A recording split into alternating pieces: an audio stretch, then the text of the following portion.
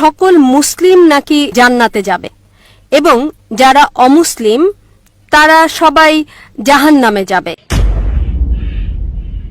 আমার নাম অনিতা এবং আমি মার্কেটিং এক্সিকিউটিভ পদে চাকরি করছি। আমি জানতে চাই যে আমি আমার এক মুসলিম বন্ধুর কাছ থেকে শুনেছি যে শেষ পর্যন্ত সকল মুসলিম নাকি জান্নাতে যাবে এবং যারা অমুসলিম তারা সবাই জাহান্নামে যাবে। তো আমি এই বিষয়ের ব্যাখ্যা জানতে চাচ্ছি। আমি জানতাম যে প্রত্যেকের চূড়ান্ত যে ফয়সালা হয় তা নিজের কর্মের ওপর হয়। তো আমি এই বিষয় সম্পর্কে সঠিক ব্যাখ্যা চাই যে সকল মুসলিম জান্নাতে যাবে এবং অমুসলিম যাবে জাহান্নামে। যদি সবাই তারা ভালো কাজ করে, যদি অমুসলিম ভালো কাজ করে, তাহলে কেন তারা জাহান্নামে যাবে? বোন সুন্দর প্রশ্ন করেছেন যে ওনার এক বান্ধবী বলেছেন যে যারা মুসলমান তারা আখিরাতে জান্নাতে যাবে, অমুসলিমরা যাবে দোজখে। মুসলিম মানে সে যে শান্তি অর্জন করে আল্লাহ সুবহানাহু ওয়া তাআলার নিয়ম অনুযায়ী চলে, কোরআন ও হাদিসের অনুসরণ করে, তাকে বলে সঠিক মুসলিম। এটা একেবারে সঠিক যে কর্মগতভাবে যে সঠিক মুসলমান সে ইনশাল্লাহ জান্নাতে যাবে। কিন্তু আপনার প্রশ্ন হচ্ছে যে অমুসলিম ভালো কাজ করে সে কেন জান্নাতে যাবে না? বোন, জান্নাতে যাওয়ার জন্য শর্ত আছে 4টি। যখন আমি আমার 10ম শ্রেণী পাশ করি, আমি সেন্ট পিটার্স স্কুল থেকে পাশ করি, যখন আমি আইসিএসসিতে ছিলাম 10ম শ্রেণীতে, তখন পরীক্ষাতে আমার 6টি আবশ্যকীয় বিষয় ছিল: ইংরেজি, গণিত, বিজ্ঞান, ভূগোল, ইতিহাস, হিন্দি। 6টি বিষয় আবশ্যকীয়। 6টি বিষয় পাশ করাটা জরুরি ছিল। একইভাবে মানুষকে জান্নাতে যেতে হলে 4টি শর্ত রয়েছে।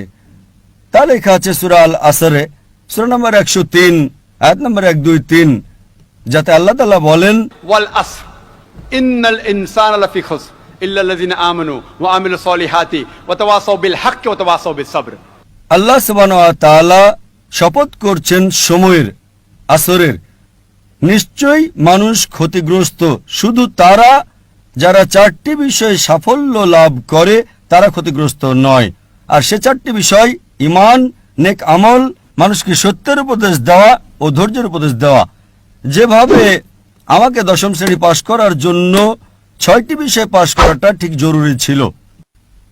যেমন ধরেন, যদি আমি অঙ্ক, ইংরেজি, ইতিহাস, ভূগোল, বিজ্ঞানে 99% নাম্বার পাই, 99%,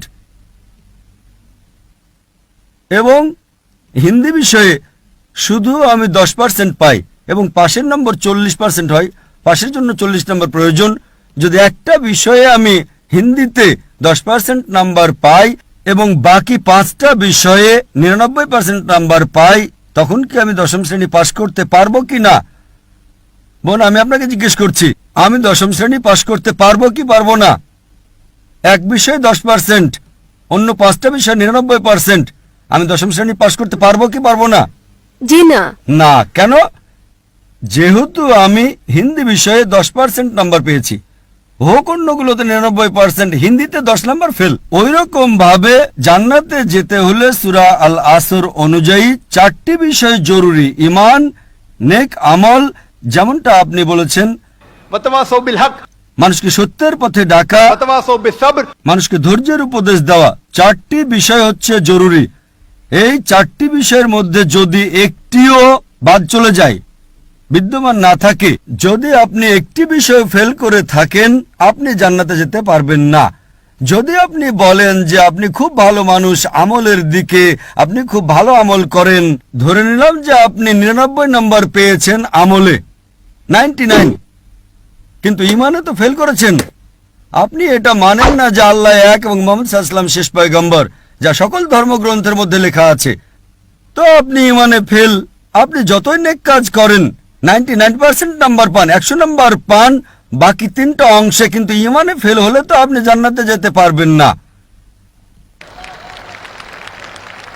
এই একইভাবে যদি কোনো মানুষ হয় নামে মুসলমান, ভালো কাজ করে না, নেক আমল করে না, ওয়া তাওয়াসাউ বিল হক, আহ্বান করছে না লোকদের, সত্যের পথে ডাকছে না, কিংবা মানুষকে ধৈর্যের উপদেশ দিচ্ছে না, শুধু নামে মুসলমান, মোহাম্মদ, সুলতান, জাকির, আব্দুল্লাহ, তো সে জান্নাতে যাবে না। তাকে জান্নাতে যেতে হলে ঈমান, নেক আমল, মানুষকে সত্যের উপদেশ ও ধৈর্যের উপদেশ দেওয়া, 4টি বিষয় দরকার। এই জন্যই আপনার আমল যতই ভালো হোক, যদি ঈমান না থাকে যে আল্লাহ এক এবং আল্লাহ তাআলা ছাড়া অন্য কারো ইবাদত করা উচিত নয়, এবং এটাতে ঈমান নেই যে মুহাম্মদ সাল্লাল্লাহু আলাইহি সাল্লাম শেষ পয়গম্বর, তা আপনি জান্নাতে কখনোই যেতে পারবেন না। বোন, আপনি কি আমার উত্তরে সন্তুষ্ট হয়েছেন? জি হ্যাঁ, ধন্যবাদ ব্যাখ্যার জন্যে। আপনাকেও স্বাগত।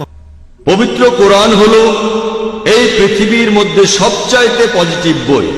কোরআন হলো মানবতার একটি ইস্তেহার। কোরআন হলো দয়া আর জ্ঞানের ফল্গু ধারা, অবিশ্বাসীদের জন্য সতর্কবাণী, বিশ্বাসীদের পথপ্রদর্শক।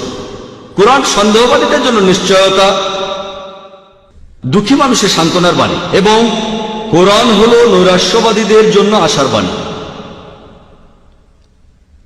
এই পবিত্র কোরআন, এতে মানবতা আর মানুষ জাতির জন্য সমাধান রয়েছে।